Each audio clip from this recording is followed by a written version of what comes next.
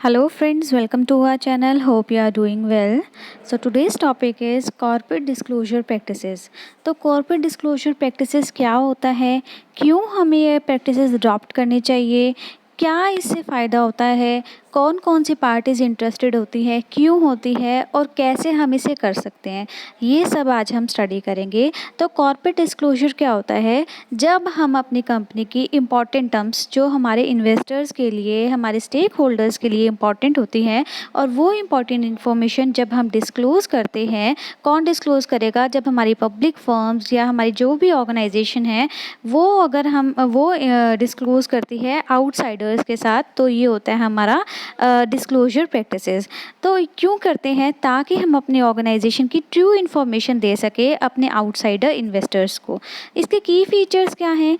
की फीचर्स हैं disclosure of all relevant financial information, organisation की फाइनेंशियल परफॉर्मेंस कैसी है, कितना उनके पास फाइनेंस है, कितना वो इन्वेस्ट कर सकते हैं, कहाँ कहाँ पर उन्होंने इन्वेस्ट किया हुआ है, इसकी डिटेल्स देना और बताना। Companies are required to reveal their analysis of strength, weaknesses, opportunity and threats. मतलब कंपनी को अपना स्वोट एनालिसिस देना मीन्स कि क्योंकि हर इन्वेस्टर जो इन्वेस्ट करना चाह रहा है, इन्वेस्ट करने से पहले ऑब्वियसली उस कंपनी की परफॉर्मेंस जानना चाहेगा कि उसकी स्ट्रेंथ क्या है, वीकनेसेस क्या है, क्या उनके पास अपॉर्चुनिटी है फ्यूचर में जिसकी वजह से उन्हें इन्वेस्ट करना चाहे। तो इसीलिए वो जानना चाहता है कंपनी की एक्यूरेट इन्फॉर्मेशन, जो हम कॉर्पोरेट डिस्क्लोजर के थ्रू हम अपने इंटरेस्टेड इन्वेस्टर्स, पोटेंशियल इन्वेस्टर्स को प्रोवाइड कर सकते हैं। इन केस अगर हमारा कोई सब्सटेंसिव चेंज होने वाला है, फ्यूचर में कुछ भी हम अपने ऑर्गेनाइजेशन में चेंज करने वाले हैं, तो उसकी डिटेल्स भी प्रोवाइड करना हमारे पोटेंशियल इन्वेस्टर्स को। मूविंग फर्दर, इम्पोर्टेंस क्या है हमारे कॉर्पोरेट डिस्क्लोजर प्रैक्टिसेस की? इम्पोर्टेंस है ताकि हमारे जो मैनेजमेंट है वो अपनी फर्म की परफॉर्मेंस जो है वो कम्युनिकेट कर सके। इंफॉर्मेशन का जो गैप है हमारे स्टेक होल्डर्स में, हमारे इन्वेस्टर्स में और हमारी कंपनी के अंदर, वो इन्फॉर्मेशन का गैप जो है वो कम हो सके। ऑब्वियसली जो हमारे कंपनी में स्टेक होल्डर्स होते हैं, जो हमारे लिए काम कर रहे हैं, जिन्होंने इन्वेस्ट करना है, वो हर कोई जानना चाहेगा एक्यूरेट इन्फॉर्मेशन। तो वो जो इन्फॉर्मेशन का गैप होता है, उस चीज़ को रिड्यूस करने के लिए भी हमारा कॉर्पोरेट डिस्क्लोजर प्रैक्टिसेस को अडॉप्ट किया जाता है। नेक्स्ट आपके पास ट्विन कॉर्नरस्टोन। अब ट्विन कॉर्नरस्टोन का मतलब क्या है कि जो हमारी डिस्क्लोजर प्रैक्टिसेस हैं और बिल्कुल ट्रांसपेरेंट तरीके से, ये एक तरह के ट्विन कॉर्नरस्टोन है ताकि हम अपने शेयर होल्डर के राइट्स को प्रोटेक्ट कर सकें।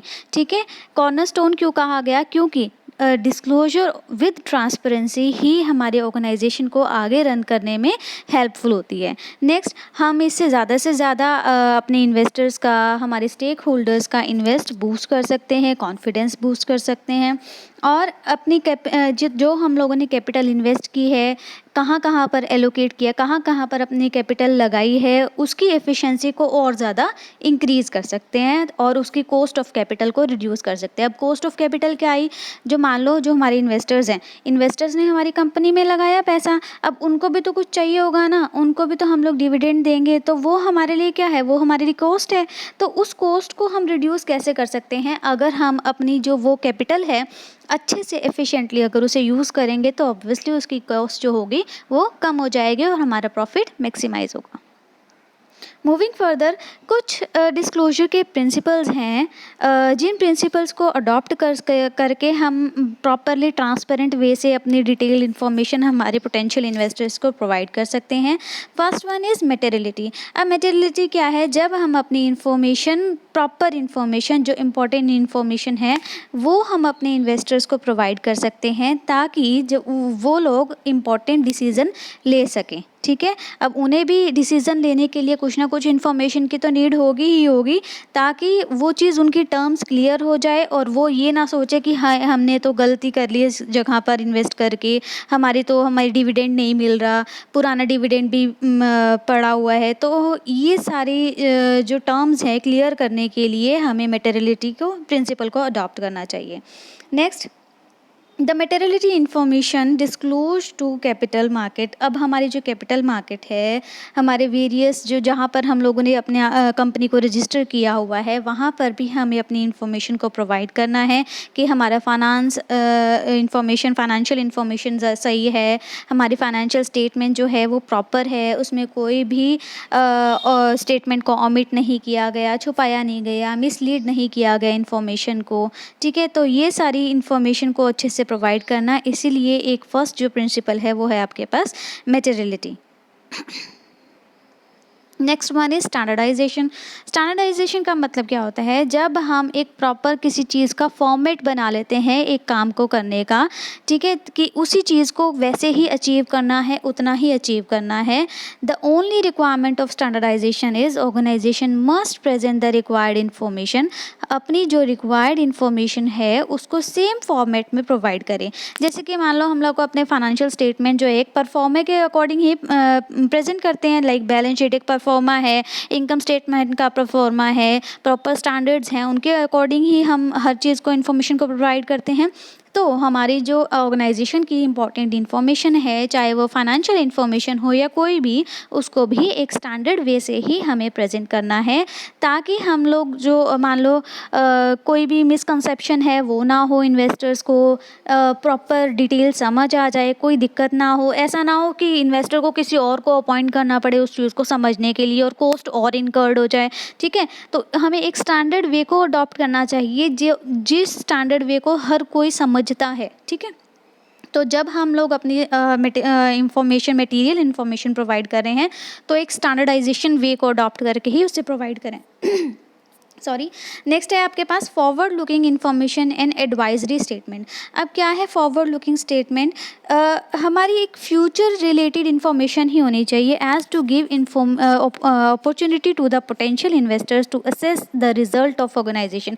कि अगर जो हम इन्फॉर्मेशन प्रोवाइड कर रहे हैं उस इन्फॉर्मेशन को यूज़ करके हमारे जो पोटेंशियल इन्वेस्टर्स हैं वो कंपनी के ऑपरेशंस के बारे में जान पाएँ, रिस्क के बारे में जान पाए, बेनिफिट्स के बारे में जान पाए जहाँ पर वो इन्वेस्ट करने जा रहे हैं। तो ये फॉरवर्ड लुकिंग होने चाहिए। ऐसा नहीं है कि हमने थोड़ी सी इन्फॉर्मेशन प्रोवाइड कर दी और वो उसके लिए यूज़फुल ही नहीं है, इवन कि उसे दूसरे ट्रैक पर लेके जा रहे हैं। ऐसा ना हो तो हमें क्या होना चाहिए, जो इन्फॉर्मेशन प्रोवाइड करे that should be forward looking information and advisory statement. Advisory statement कैसे, कि अगर हम इन्फॉर्मेशन प्रोवाइड कर रहे हैं तो वो इस इन्फॉर्मेशन से मतलब वो एडवाइस ले सके कि हम उसे समझ कर वो जान पाए कि उसे इन्वेस्ट करना चाहिए या नहीं करना चाहिए। और नेक्स्ट आपके पास है fourth one principle is equal treatment with investors. जो हमारे इन्वेस्टर्स हैं, चाहे वो करंट प्रेजेंट इन्वेस्टर्स हैं या फिर पोटेंशियल जो आगे इन्वेस्ट करना चाह रहे हैं, उन सभी के साथ हमें इक्वल ट्रीटमेंट ही करना है। The law requires that equal treatment of investors, चाहे वो इन्फॉर्मेशन प्रोवाइड से रिलेटेड है, चाहे वो अपॉर्चुनिटी से रिलेटेड है। ऐसा ना हो किसी एक इन्वेस्टर को तो हम लोगों ने इन्फॉर्मेशन डिस्क्लोज कर दी और किसी को नहीं दी। If certain person group of person, अगर उन्हें एक अच्छा मौका मिल रहा है, अगर उन्हें प्रिविलेज दी जा रही है और दूसरे को निगलेक्ट किया जा रहा है इन्फॉर्मेशन से, ऐसा नहीं होना चाहिए। क्योंकि जिसको निगलेक्ट किया जाएगा वो वहाँ से हमारी कंपनी से या तो निकल जाएगा या अगर वो इन्वेस्ट करना चाहे तो भी वो पीछे हट जाएगा और मे भी वो रिस्क प्रीमियम की डिमांड करे। मीन्स हमने इन्वेस्ट किया था और मुझे इन्फॉर्मेशन को डिस्क्लोज नहीं किया गया, तो मे भी वो एक प्रीमियम के या एक क्लेम सेटलमेंट के लिए भी वो अप्लाई कर सकता है। तो हमारे सारे जो इन्वेस्टर्स हैं, हमें सभी के साथ इक्वल ट्रीटमेंट ही करना चाहिए। और ऐसा ना हो कि इनसाइडर ट्रेडिंग हो। इनसाइडर ट्रेडिंग का मतलब है कि बहुत ज़्यादा सीक्रेट इन्फॉर्मेशन डिस्क्लोज करना, और ऐसा नहीं कर सकते इनसाइडर्स, तो ये एक क्रिमिनल ऑफेंस है, ऐसा भी नहीं होना चाहिए। तो ये कुछ आपके पास प्रिंसिपल्स थे। फर्स्ट वन जो है आपके पास मटेरियलिटी, नेक्स्ट आपके पास स्टैंडर्डाइजेशन, नेक्स्ट आपके पास फॉरवर्ड लुकिंग, और लास्ट वन जो है आपके पास equal treatment of with investors. तो ये कुछ प्रिंसिपल्स थे कॉर्पोरेट डिस्क्लोजर प्रैक्टिसेस के। Hope you like the video. Please like, share and subscribe my channel. Thank you and have a nice day.